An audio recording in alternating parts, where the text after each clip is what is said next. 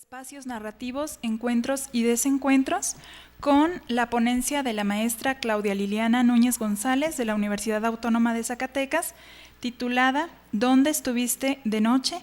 Hacia una poética de los espacios.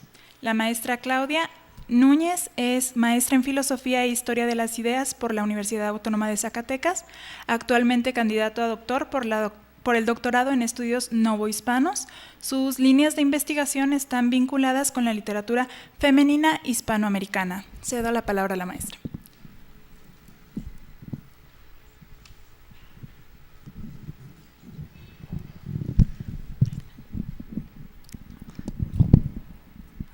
Buenas tardes a todos. Bueno, primero agradecer a las instituciones que hicieron posible este encuentro y sobre todo a la doctora Leti García por contagiarnos y encaminarnos a la lectura de estas escritoras, ¿no? Que, como ella dice, hay que leerlas, hay que conocerlas. Y bueno, voy a dar lectura a mi ponencia, que bueno, ya en el ejercicio de la escritura, creo que el nombre más pertinente sería Apuntes sobre una poética de los espacios en la narrativa de Clarice Lispector. Y bueno, voy a comenzar a leer. El presente trabajo reflexiona en torno a la cuentística de Clarice Lispector, en particular en la construcción de los espacios. Estos no son simples lugares geográficos, sino que se transforman en atmósferas simbólicas, en epifanías que revelan la condición humana de los personajes. Los cuentos de Clarice Lispector colocan a los personajes en una espacialidad generalmente existente. El paisaje es Brasil y sus ciudades.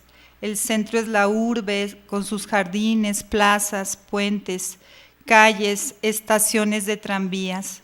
El espacio real se traslada al universo ficcional, logrando entonces ese efecto referencial de un mundo conocido y reconocido por el lector.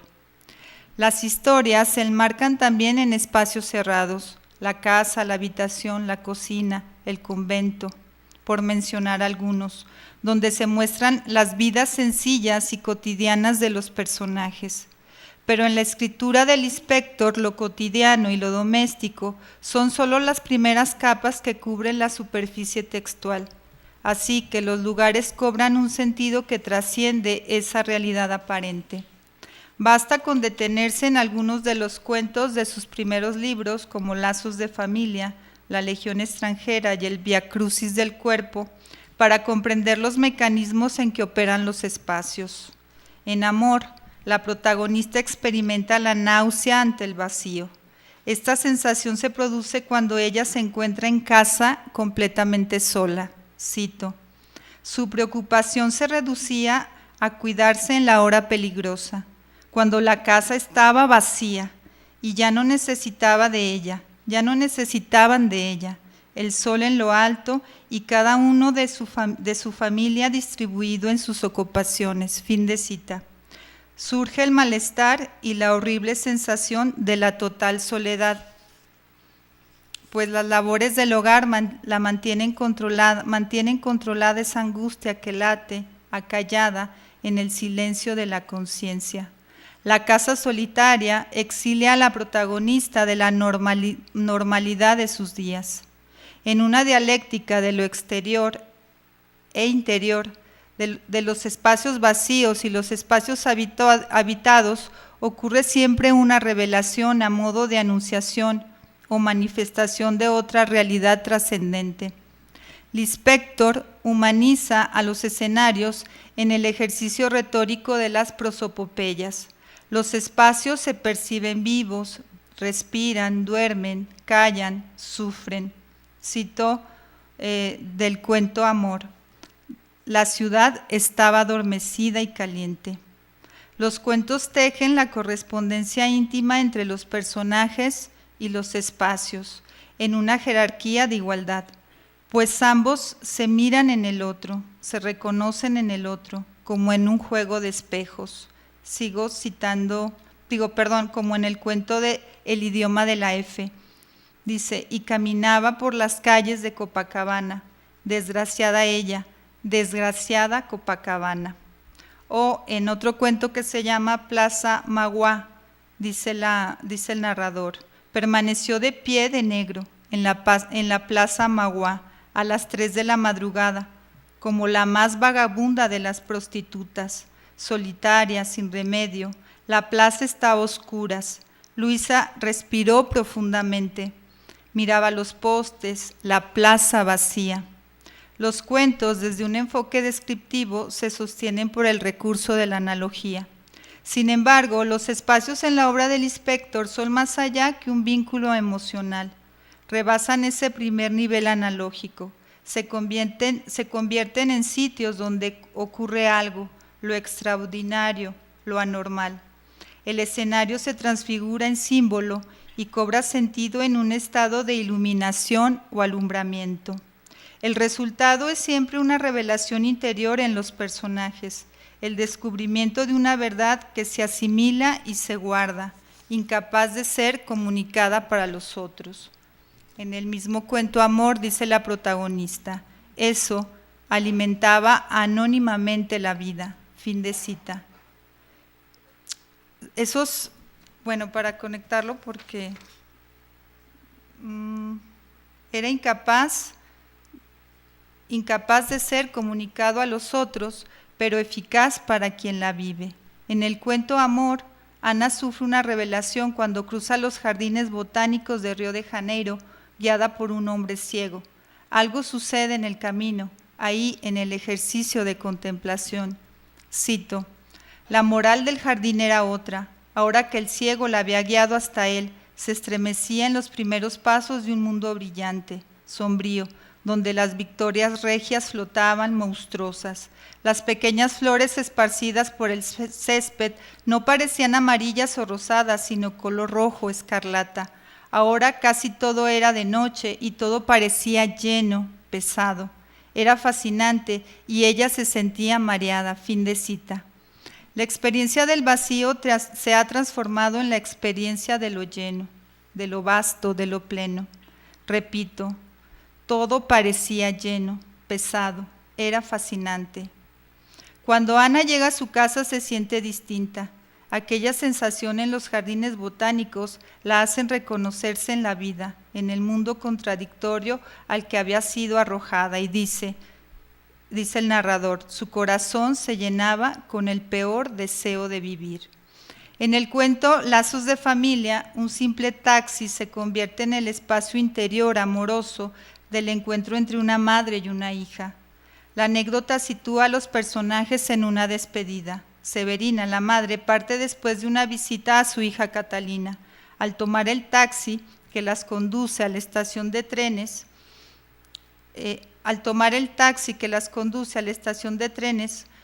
cuando una súbita frenada de auto las arrojó una en contra de la otra e hizo caer las maletas. Cito, Catalina había sido lanzada contra Severina en una intimidad física hace mucho olvidada. El coche, en su estrechez, provoca el abrazo, un reencuentro privado, profundo, pero ese roce que pareciera trivial se convierte en una epifanía, sobre todo para Catalina, cito. Caminaba serena y de tal manera estaban dispuestas las cosas que el amor doloroso le pareció la felicidad. Todo estaba vivo y tierno en su alrededor, la calle sucia, los viejos tranvías, las cáscaras de naranja. La fuerza fluía y refluía en su corazón con la pesada riqueza. Fin de cita. Espacios de la vejez. En el cuento Viaje a Petrópolis se anuncia ya la configuración de ciertos espacios vinculados con la vejez y la muerte. La protagonista de nombre Muchachita es una vieja pordiosera y miserable que es llevada a una nueva ciudad con la esperanza de mejorar su vida. Sin embargo, lo que encuentra es la muerte. Petrópolis representa, como dice Bachelard, el espacio afectuoso, el deseo de arraigo y permanencia en el mundo. En el caso de Muchachita, el anhelo es doble, pues no tiene hogar y es una anciana. El libro de cuentos, ¿Dónde estuviste anoche?, recupera, como muchas de otras narraciones, imágenes de mujeres de edad avanzada, siempre en lucha consigo mismas, con el peso temporal y el deseo de seguir viviendo, como una pulsión encima de todo. Esta tensión entre vida y muerte se comprende también a partir de la configuración de los espacios.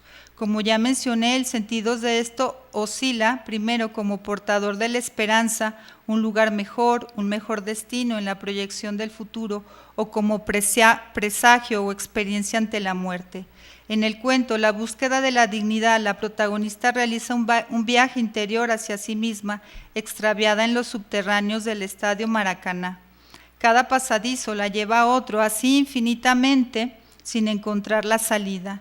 El Maracaná se transforma en un escenario de transición, en un laberinto que guía a la protagonista al encuentro consigo misma, a la afirmación de su propia condición humana.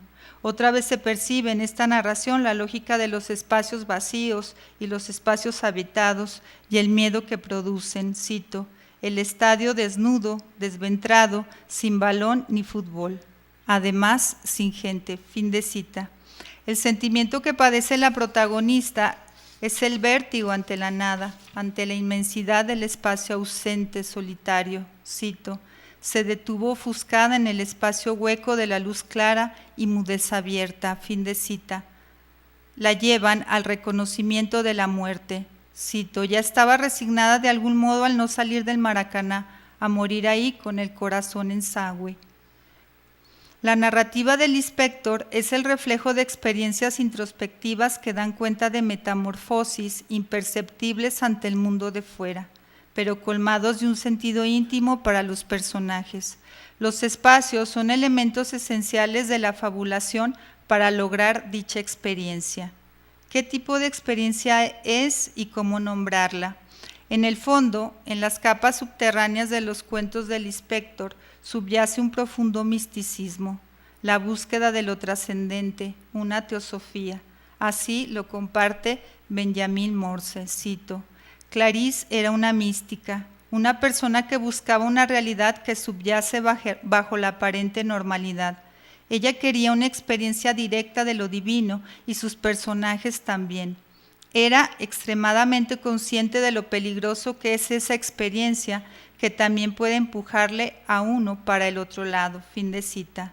Sus cuentos atestiguan esa necesidad vital de colocar a sus personajes en nuevas realidades, en vivencias internas de un mundo invisible, donde se respira sobre todo la resignación ante la propia naturaleza humana, en ese vaivén de la paradoja y la contradicción. Gracias.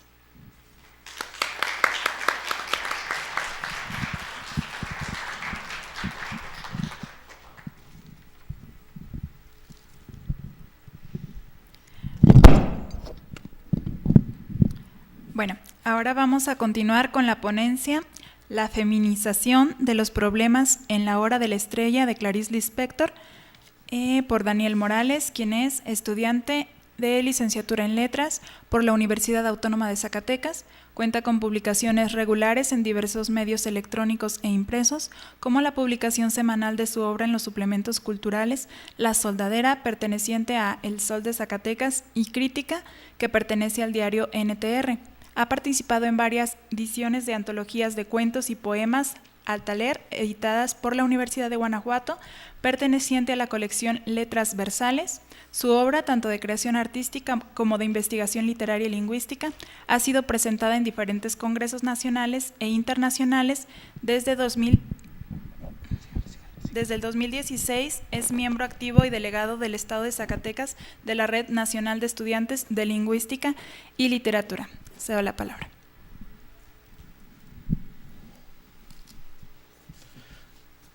Bueno, antes que nada agradezco a la doctora por la invitación. Y bueno, esto para mí es el trabajo que les voy a presentar es un primer acercamiento de una lectura relativamente reciente acerca de Lispector. Bueno, comienzo con un epígrafe. Tengo miedo de escribir, es tan peligroso. Quien lo ha intentado lo sabe, peligroso de hurgar en lo que está oculto, pues el mundo no está en la superficie, está sus raíces sumergidas en las profundidades del mar. Y la tomo de Un soplo de vida. En la hora de la estrella se pueden identificar características bien definidas que constituyen a los personajes, además de dos posturas claras en cuanto a cómo afrontar los problemas. Estas posturas son la masculina y la femenina, mismas que son encarnadas por 3 personajes principalmente: Macabea contra el lado masculino de Rodrigo y Olímpico. El presente trabajo tiene como fin contrastar y analizar dichas posturas y su función en esta obra narrativa de Lispector. En esta novela, Lispector recrea la vida de una campesina que se traslada a vivir, obligada por las circunstancias, a la ciudad. Despliega un espacio en el que el narrador se vuelve el origen de la historia aparentemente central, pero que en momentos se torna secundaria. Rodrigo S.M. parea a Macabea. Nace de sus entrañas porque él necesitaba escribirla. No es fácil, cito, no es fácil, es duro como partir rocas. Para hablar de esta muchacha tengo que dejar de afeitarme varios días y adquirir ojeras oscuras durmiendo poco, solo dormitar de puro agotamiento. Además, de vestirme con ropas viejas y rotas. Fin de cita. Solo de esta manera podrá estar en un plano equivalente al de ella, la protagonista, desnudo de cualquier sentido de humanidad. Cito: para dibujar a la chica tengo que dominarme, y para captar su alma tengo que alimentarme con fragilidad de frutas y beber vino blanco helado, porque hace calor en este cuartucho en el que me he recogido y desde el que tengo que ver el mundo. También tuve que abstenerme de sexo y de fútbol, sin hablar de que no me comunico con nadie. Fin de cita. La construcción del personaje central, Macabea, es escrito desde un enfoque masculino, el de Rodrigo, haciendo casi caricaturesco el papel del narrador en la novela. Con un subtema, Rodrigo. Al comenzar la historia se nos advierte que esta está escrito desde un punto de vista masculino, el de Rodrigo. Es de él quien hace los 7 personajes presentes en la obra, uno de los cuales es él mismo, siendo en muchos momentos el principal de la obra. En él hay un cáncer que crece en sus entrañas. Se trata de un personaje, de una chica. El narrador, que es Rodrigo, da vuelco sobre su propia existencia en un afán de postergar el nacimiento de ella, haciéndolo cada vez más tardío para estar separados la mayor cantidad de tiempo que le sea posible. Pero también persiste la necesidad de expulsarla de su cuerpo, de su cabeza y de su carne. Esta chica contamina su vida, ahoga sus ideas e invalida sus sentidos. No puede escribir de otra cosa que no sea de ella. Cito: esta muchacha me incomoda tanto que he quedado vacío. Estoy vacío de esta chica. Me incomoda tanto más cuanto menos exige. Tengo rabia, una ira como para tirar vasos y platos y romper cristales. ¿Cómo vengarme? O mejor, ¿cómo compensarme? Ya lo sé, queriendo a mi perro, que tiene más comida que esa chica. ¿Por qué no reacciona ella? ¿Dónde está su fibra? No tiene, es dulce y obediente. Pero ella, a diferencia de para él, no es necesaria en este mundo, nadie la reclama. Es una figura insignificante que funciona como vínculo con la realidad para poder plasmar una historia. La narración se trata de una cadena de favores que se hacen los personajes, cada uno liberando de su existencia al darle vida al siguiente. Dicha cadena nace de la necesidad del Lispector de dar a luz un personaje como el de la chica, Macabea, pero ella no puede hacerlo. No le corresponde. Esa es la primera parada en el viaje a la feminización de los problemas. Clarisse crea a Rodrigo S.M. porque él sí está en condiciones de dar a luz a Macabea, porque quien la escribiera, y cito, tendría que ser otro hombre, porque una mujer escritora puede lagrimear tonterías. Lispector, fin de cita. Lispector, en voz de Rodrigo, reconoce que ella o cualquier otra escritora no sabría darle el manejo que requiere el personaje y a la historia de Macabea. Lispector hereda el cáncer, Macabea, a Rodrigo para que él pueda traerla a la vida. Clarisse utiliza la experiencia de existir para plasmar un poco de su propia realidad, pero en esta historia siente su humanidad frágil, por lo que da su voz a un personaje masculino, ya que, cito, en cada palabra late un corazón.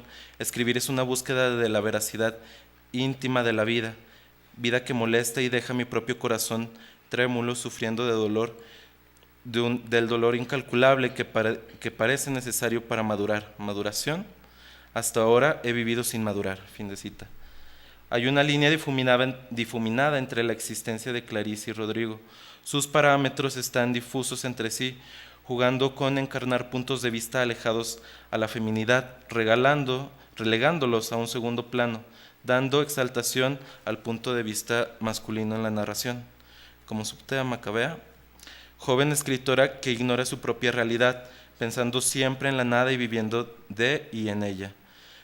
No tiene metas ni futuros, padece hambre por ganar un salario miserable, carece de belleza física y de salud, por lo que tiene la costumbre de tomar aspirinas a fin de llenar el vacío de su interior, mental y físico.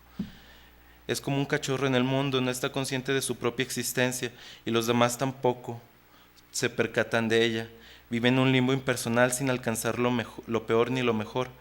Ella vive, tan solo vive, aspirando y expirando, aspirando y expirando. Es insignificante, su único placer era un dulce de guayaba con queso, el único lujo que permitía y que podía darse, la única pasión de su vida.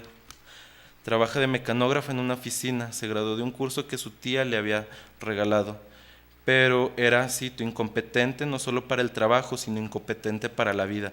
Le faltaba la habilidad de ser hábil. Fin de cita. No pudo ni quiso poner objeción cuando su jefe la despidió, porque era tremendamente tonta.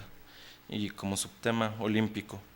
Olímpico de Jesús Moreira Chávez era un obrero de una fábrica metalúrgica que no le iba mal en la vida y hasta había ahorrado un poco de dinero. Dormía sin pagar en la caseta de una obra de demolición. Fue él quien se convertiría en el nuevo dulce de guayaba de Macabea, lo que la aferraba a la humanidad. La hacía casi una persona. Se volvió la única pasión en la vida para Macabea. Su único sueño consistía en ser muy rico, contrario al de Macabea, porque para él la herencia verdaderamente valiosa estaba lejos de ser buenos modales. Lo que valía en verdad era mucho dinero. En base a salarios que había ahorrado, se había sacado un canino perfecto con el fin de ponerse un diente de oro, y eso era lo único que tenía en la vida, lo que le daba una posición elevada. No era como cualquiera, tenía un diente de oro. Era un hombre sin vergüenza y con intereses en asuntos públicos. Soñaba también con ser diputado. Se consideraba una llave maestra, capaz de abrir cualquier puerta que se le pusiera delante, y esto también podría asemejar una postura frente a los problemas que se le presentaran, haciendo referencia a que como una llave maestra podría abrir cualquier puerta o saltar cualquier obstáculo que se le presentara. Un aguacero de mayo fue el escenario para que un ente, Macabeas, que apenas rozaba el grado de tener género, comenzara a nacer. Encontró la primera y única clase de novio que tuvo. Fue tal su emoción que su corazón parecía un pajarillo que revoloteara prisionero dentro de ella, prisionero y ansioso de salir, como su deseo de vivir, con su sexo por florecer, su sexo tan raquítico, tanto. Una mirada entre los dos bastó para que él se convirtiera en su dulce de guayaba con queso. En la unión de estos puntos, Macabea es un par de líneas que apenas alcanzan a dibujar una silueta femenina. Es débil e insignificante, no existe, es invisible. Encarna toda clase de desgracias: soledad, abandono, pobreza, ignorancia, achaques. Soledad vive en un cuarto de un edificio casi en ruinas, comparte habitación con 4 compañeras, sin embargo, siempre se encuentra sola, no hay alguien que la necesite en el mundo, ni ella es indispensable para sí. Se conforma con caminar sola hacia la nada, a su existencia. Abandono. Sus padres murieron al igual que su tía. Olímpico también la deja, eventualmente en la narración. La despiden de su trabajo y aún quien trata o quien llega a acercarse a ella por estar en un contexto inmediato se va alejando, aunque no de manera física, se va alejando y cada vez deja un hueco mayor. Pobreza. Su salario es inferior al mínimo, se conforma con tener trabajo, con sobrevivir. No puede darse lujos. Se conforma con ser espectadora y ver los escaparates, pensar en la nada. Hasta los tornillos le resultan interesantes, sin embargo estos también se encuentran fuera de su alcance. Ignorancia. No sabe nada de sí. Es mecanógrafo por accidente y casi por engaño del destino. Ignora su realidad y su interior. Se alimenta únicamente de conocimientos por la radio que no les es posible de entender. Pero las almacena con el fin de usarlos alguna vez, ignorando su significado.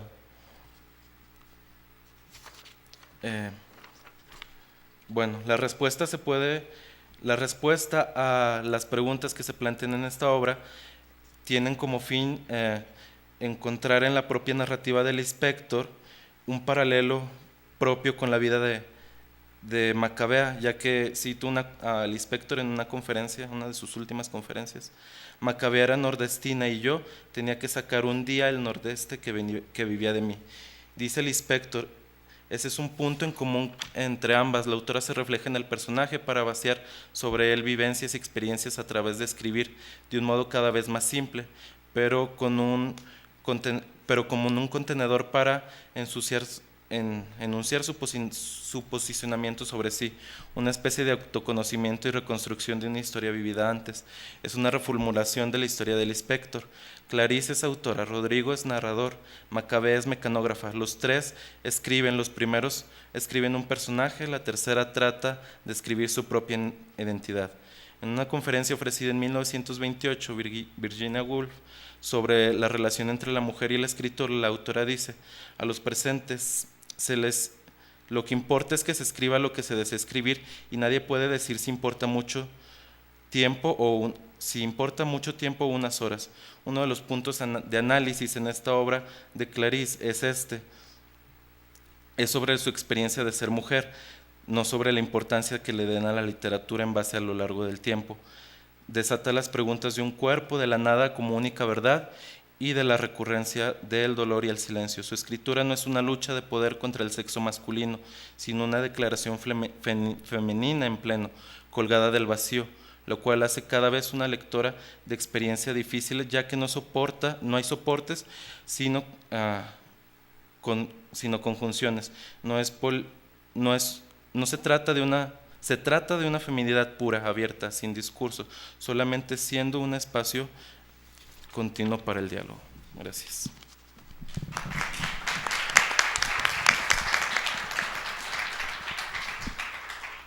Bueno, y para cerrar esta mesa, continuaremos con la ponencia titulada Clarice y la narrativa sinfónica por Paola Elizabeth de la Torre García, quien es estudiante de letras de la Universidad Autónoma de Zacatecas y además se dedica al estudio de la música.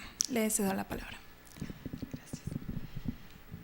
Bueno, antes de comenzar, quiero agradecer el espacio que se me otorgó y pues debido al tiempo voy a tener que irme un poquito rápido. Entonces, comienzo con un epígrafe que dice: la forma en el arte y en música especialmente tiende de manera primordial a la comprensión, de Schoenberg. Comienzo. Lo novedoso y lo maravilloso de las historias de Clarice reside en que todas las acciones se ven opacadas por el fluir de pensamiento que nos ofrecen los personajes. La introspección de sus personajes abarca una tras otra las páginas de sus novelas. Cuando el Lispector vivía en Pernambuco, el diario local ofrecía un espacio para que los niños mandaran sus cuentos y fueran publicados. La pequeña Clarice no perdió oportunidad de enviar alguno de sus cuentos, sin embargo, nunca publicaron ninguno de los textos que mandó, y ella misma nos dice: después de mucho pensarlo, encontré la causa. Todas las historias que ganaban relataban hechos reales. Las mías solamente contenían sensaciones y emociones vividas por personajes ficticios. Fin de cita. Ya desde temprana edad mostraba interés por compartir sensaciones en lugar de acciones, y a partir de ahí comenzó a construirse una escritora con un estilo muy particular. Al inicio de Agua Viva aparece una cita de Michael Seufor que dice lo siguiente: debería existir una pintura totalmente libre de la dependencia de la figura, el objeto que, como la música, no ilustra nada, no cuenta una historia y no lanza un mito. Esa pintura se contenta con evocar los reinos incomunicables del espíritu, donde el sueño se convierte en pensamiento, donde el trazo se convierte en existencia. Y es esto precisamente lo que, a mi parecer, Lispector en sus obras, pero a través de la escritura, convierte las palabras en existencia en incesante instante. Aunque debo admitir que voy un poco en contra de la afirmación que Seufor hace en cuanto a la música. Ciertamente la música no existe como objeto concreto, pero a pesar de eso es posible que cuente una historia sin tener que hacer uso de la palabra. Cuando la palabra llegó al mundo de la música, la esclavizó de cierta manera. La música, atada ya a combinaciones armónicas y contrapuntísticas, a formas preestablecidas, tonalidades y fracciones que se convierten en ritmo, goza aún de cierta libertad, porque todo lo que he mencionado anteriormente fue hecho solo para darle orden. Sin embargo, la palabra, aunque posee cierta musicalidad, se apropia de esta para que sea mero acompañamiento. La obliga a amoldarse a ella. Por sí sola, una melodía o una armonía pueden perfectamente contar una historia a través de la mayor virtud que posee, transmitir sensaciones y emociones puras. Ya en el romanticismo, Liszt llamó a una forma musical poema sinfónico, la cual se encarga de transmitir y enaltecer ciertas emociones, de retratar una escena o describir algún hecho o paisaje. Algunos compositores lo lograron con gran virtuosismo e incluso ya antes del romanticismo, este tipo de música también se conoce como música programática y la podemos encontrar en Vivaldi, por ejemplo, en las 4 estaciones, que están basadas en poemas que se dice que él mismo escribió, pero de los que no estamos seguros. En fin, Clarice Lispector logra eso mismo que intenta la música al contar una historia, pero con el recurso de la palabra. Las sensaciones y emociones que logra son del mismo virtuosismo con el que Debussy nos hace sentir el mar. Se basa de lo más humano para tratar la búsqueda de la libertad y la búsqueda del ser. Por tal motivo, y tratando de reafirmar lo que he declarado, presento mi lectura de algunas novelas de Clarice con una reinvención a partir de obras musicales. Por el tiempo, bueno, solo hablaré sobre La Pasión según GH, y tengo que admitir que, bueno, esto es como una lectura de la novela muy personal y quizá una lectura a la que me acerqué de manera muy ingenua, y espero no decir alguna barbaridad. En fin, bueno. Esta magnífica obra es una especie de viacrucis en el que el personaje principal, GH, se ve envuelta en un descubrimiento, un encuentro inesperado que cambiará de manera abrupta todo. Se le presenta una verdad, se deshace de lo inservible de la vida, que aunque de esta condición, ¿no? Porque el personaje no quiere perder su humanidad, pero pienso que la misma melodía, la misma pieza, funciona tanto para un ir como un venir. GH se acerca, mientras que Peer Gynt se aleja queriendo conservar su humanidad, mientras que GH es al contrario, se quiere despojar de él. Entonces, sigo. El lenguaje utilizado le da fluidez a las reflexiones que se suceden una tras otra sin parar, sin perder el hilo, siguiendo una línea a la cual estaban destinadas todas aquellas combinaciones de palabras. El instante se maneja de forma virtuosa, el recuerdo lo carga con finísimos detalles. El encuentro ya se dio, e incluso la confrontación, pero el hecho culminante es el de la aceptación, el que desencadena la liberación. La similitud con el objeto observado, la epifanía. GH, luego de luchar contra su deseo, permite que éste sea, y es entonces que se come a la cucaracha moribunda. Decide ocupar el mismo espacio que la cucaracha, compartirlo todo, aunque ambas ya compartían la muerte. Muerte que come muerte. Así culmina el asunto. Los violines se apoderan de la melodía que no deja de acelerarse, que no deja de crecer. La mordida, el sabor. Los timbales golpean más fuerte, timbales y platillos pausados, instrumentos de viento al unísono ocupando los silencios de las percusiones 1, 2 o 3 veces. Golpeteo intenso de timbal. Todos los instrumentos anunciando el final. Redoble, epifanía. Muchas gracias.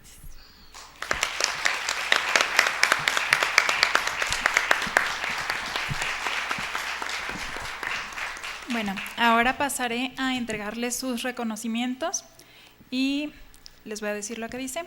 El Gobierno del Estado de Zacatecas, a través del Instituto Zacatecano de Cultura Ramón López Velarde, otorga el presente reconocimiento a la maestra Irene Rubalcaba Ledesma, a la maestra Claudia Liliana Núñez González, a Daniel Morales y a Paola Elizabeth de la Torre García. Bueno, y con esta mesa damos por concluido este coloquio internacional titulado Clarice Lispector, autoría, representaciones y recepción de su obra, archivos de la Fundación Casa de Ruy Barbosa.